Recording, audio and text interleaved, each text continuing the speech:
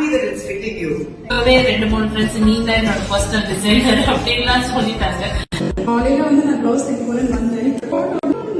Just fitted. Really, and the moment was very good. Okay. அப்படின்னா